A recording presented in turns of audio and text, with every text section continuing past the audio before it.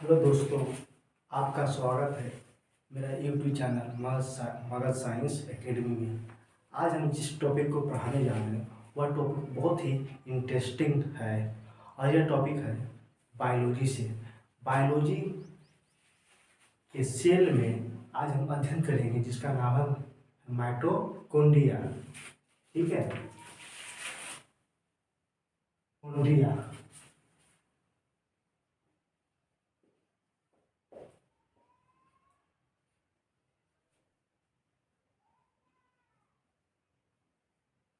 Mitochondria mitochondria की खोज स्वयं प्रथम अल्टमान नामक वैज्ञानिक ने किया था। उसके बाद सी बेंडा नामक वैज्ञानिक ने इनका नामकरण किया। माइटोकॉन्ड्रिया कोशिकाओं में पाए जाने वाला एक ऑर्गेन है। यह कोशिका द्रव्य में उपस्थित रहते हैं। ये जंतु कोशिकाओं में इसकी संख्या ज़्यादा होती है, जबकि प्लांट कोशिकाओं में इसकी संख्या कम होती है। जंतु कोशिकाओं में ये लमसम 10,000 के आसपास में उपस्थित रहते हैं। इसकी आकृति दो परतों से बनी होती है। माइटोकॉन्ड्रिया को सूक्ष्मदर्शी से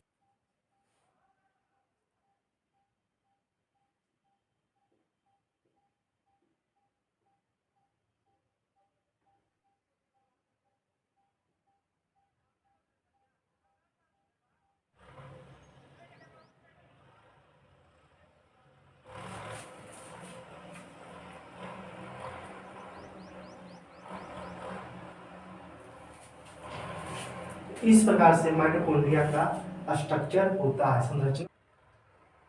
आउटर माइटोकॉन्ड्रिया का एक विशिष्ट अध्ययन करेंगे और जानेंगे माइटोकॉन्ड्रिया की संरचना और उनका कार्य। यह जो टॉपिक है ये 9th स्टैंडर्ड का है। ठीक है, तो हम माइटोकॉन्ड्रिया के बारे में समझते हैं।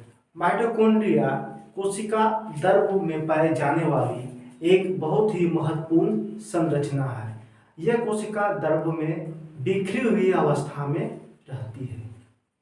इसकी संख्या कोशिका में जीवों पर निर्भर करती है। पारदप कोशिका में इसकी संख्या कम होती है, जबकि जंतु कोशिका में इसकी संख्या बहुत ही ज़्यादा है, यानी लगभग 10,000 या उससे भी ज़्यादा होती है। तो माइटोकॉन्ड्रिया की खोज सबसे पहले अल्टमान नामक वैज्ञानिक ने किया था, जिसने इन्हें बायोप्लास्ट नाम कहे। लेकिन इसके बाद सी बेंडा नामक वैज्ञानिक ने इनका नाम को माइटोकॉन्ड्रिया रखा, जिस दिन से हम इसे माइटोकॉन्ड्रिया के नाम से जानते हैं। इसकी संरचना कोशिकाओं पर निर्भर करती है। किसी कोशिका में जब इसे माइटोकॉन्ड्रिया को सूक्ष्मदर्शी द्वारा देखा गया, सिंपल सूक्ष्मदर्शी द्वारा देखा गया, तो इनकी जो स्ट्रक्चर है, बनावट है, अलग अलग दिखाई पड़े। किसी कोशिका में यह धागेनुमा, किसी में यह छड़नुमा, किसी में गोलाकार, अंडाकार, दानेदार आदि आकारों की ये दिखे। और जब इनका विशिष्ट अध्ययन इलेक्ट्रॉन माइक्रोस्कोप से किया गया तो इसकी अंदर बहुत सारे रचनाएं दिखाई पड़ी। तो आज हम उन रचनाओं के बारे में भी अध्ययन करेंगे।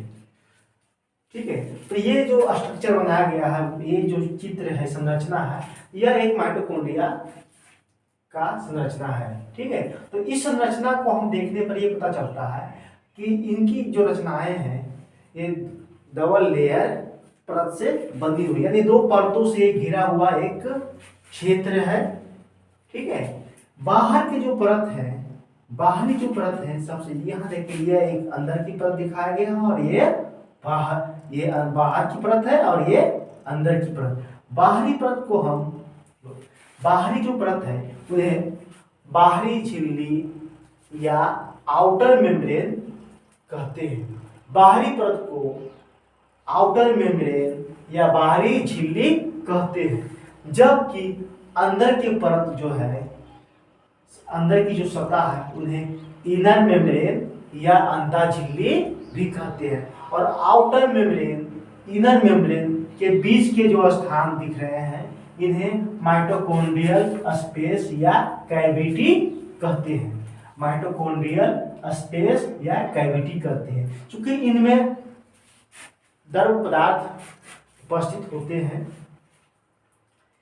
और इनर मेम्ब्रेन, ये जो हमारा इनर मेम्ब्रेन है, यानी अंतः झिल्ली जो है, अंदर की जो झिल्ली है, यानी जो इनर मेम्ब्रेन है, उनसे संलग्न या लगा हुआ कुछ रचनाएं जुड़े होते हैं, जो दिखने में अंगुली के समान दिखाई पड़ते हैं। इसलिए इन्हें क्रिस्टी के नाम से जाना जाता है। ये हमारा क्रिस्टी है, ये हमारा संरचना जो है क्रिस्टी है, इसे हम क्रिस्टी कहते हैं। क्रिस्टी उंगली नुमा दिखाई पड़ते हैं। और इनके अलावा इनमें कुछ द्रव पदार्थ होते हैं जिन्हें मैट्रिक्स के नाम से जानते हैं, मैट्रिक्स। और इन सब के अलावा इनमें कुछ अल्प मात्रा में अन्य पदार्थ भी मौजूद रहते हैं, जैसे डीएनए और राइबोसोम।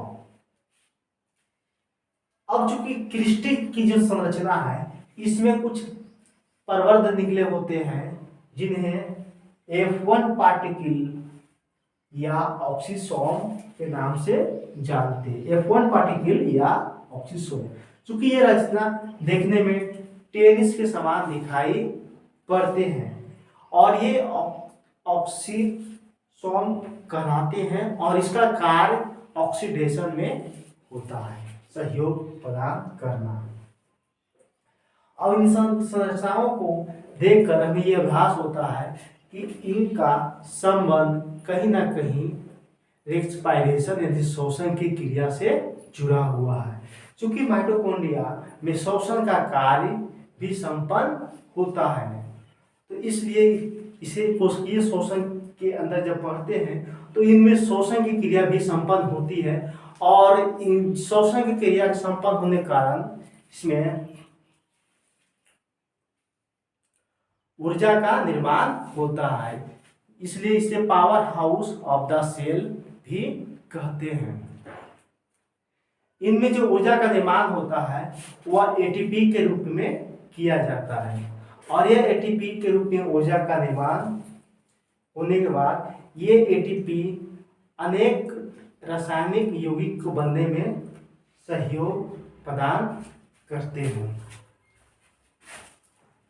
इस प्रकार से यह पूरा संरचना माइटोकॉन्ड्रिया का है। एक बार फिर इसको हम रिवाइज करते हैं। माइटोकॉन्ड्रिया कोशिका में पाए जाने वाले एक बहुत ही महत्वपूर्ण रचना है। यह कोशिका द्रव में मौजूद होते हैं, जो कोशिकाओं में बिखरी हुई अवस्था में रहते हैं। इनकी संख्या कोशिकाओं पर निर्भर करती है। विभिन्न कोशिकाओं में भिन्न संख्या में पाए जाते हैं। जंतु कोशिका में इनकी संख्या अधिक होती है, जबकि पादप कोशिका में इनकी संख्या कम होती है। जंतु कोशिकाओं में इनकी संख्या लमसम 10,000 या उससे भी अधिक होती है। अब इनकी खोज की बात जो है, इनकी खोज सबसे पहले अल्टमान नामक वैज्ञानिक ने किया था, जिसे इन्होंने बायोप्लास्ट नाम रखा था। उसके बाद सी वेंडा नामक वैज्ञानिक ने इन्हें नामकरण किया और इनका नाम माइटोकॉन्ड्रिया रखे। इनकी रचना सिंपल माइक्रोस्कोप से देखने पर धागे नुमा, छराकार, दानेदार या अन्य आकारों के दिखाई पड़ते हैं, जबकि इलेक्ट्रॉन माइक्रोस्कोप से देखने पर इनकी अंदर की रचना यानी आंतरिक रचना के बारे में हमें जानकारी मिलता है। इनकी आंतरिक संरचना देखने पर पता चलता है कि माइटोकॉन्ड्रिया डबल लेयर की बनी हुई एक रचना है, जिसकी बाहरी झिल्ली को यानी बाहरी झिल्ली, बाहरी परत, ठीक है, को हम आउटर मेम्ब्रेन, बाहरी परत को आउटर मेम्ब्रेन कहते हैं, जबकि अंदर की परत को यानी अंतःपरत को इनर मेम्ब्रेन कहते हैं। इन दोनों के बीच के जो स्थान होते हैं उसे माइटोकॉन्ड्रियल स्पेस या कैविटी कहते हैं। अंतः मेम्ब्रेन से एक प्रवर्ध निकले होते हैं, एक रचनाएं निकले होते हैं जो देखने में उंगली जैसी दिखाई पड़ते हैं, इसलिए इन्हें क्रिस्टी के नाम से जानते हैं, क्रिस्टी कहते हैं। ये जो संरचना है इस तरह से घुमावदार, इसी को हम क्रिस्टी कहते हैं।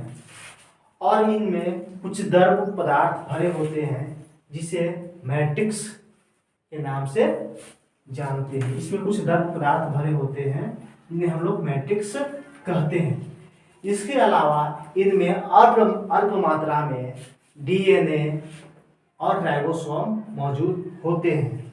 क्योंकि इनमें एंजाइम पाए जाते हैं और राइबोसोम की उपस्थिति में यह माइटोकॉन्ड्रिया में प्रोटीन का निर्माण होता है। इनमें F1 पार्टिकल पाए जाते हैं जो टेबल टेनिस के समान दिखाई पड़ते हैं। इसे ऑक्सीसोम के नाम से भी जानते हैं। इस प्रकार के वीडियो के लिए मेरे चैनल से जुड़े रहें और मेरे चैनल को लाइक शेयर करें। थैंक्स।